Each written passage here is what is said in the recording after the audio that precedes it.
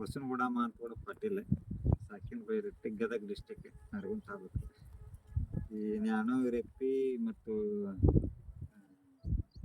Nano DAP ಇದನ್ನ ಸಿಂಪಡಣೆಯಿಂದ ಎಲ್ಲ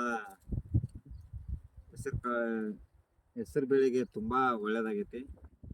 ಒಂದು ಮಳೆ ಇಲ್ಲೂ ಕೂಡ ಇದು ತುಂಬಾ ಚೆನ್ನಾಗಿ ಬಂದಿರೋದ್ರಿಂದ ಒಳ್ಳೆ ಗುಣಮಟ್ಟವಾಗಿ ಬೆಳೆಗಳು ಬಂದಿರೋದ್ರಿಂದ ಒಂದನೇ ಸ್ಪ್ರೇ ಮಾಡಿದ್ವಿ.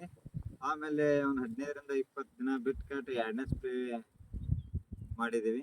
ಒಳ್ಳೆ ಬೆಳೆ ಸರಿಯಾಗಿ ಮಳೆ ಆಗಿರ್ಲಿಕ್ಕಂದ್ರೂ ಒಳ್ಳೆ ರಿಸಲ್ಟ್ ಚಲೋ ಕೊಟ್ಟೈತಿದೆ ಅನ್ನೋದಕ್ಕೆ ಇದು ನ್ಯಾನೋ ಯುರೇಪಿ ಮತ್ತು ನ್ಯಾನೋ DAP ಉದಾಹರಣೆ ಅಂತ ಅಂದು ಹೇಳ್ಬೋದಾಗಿದೆ.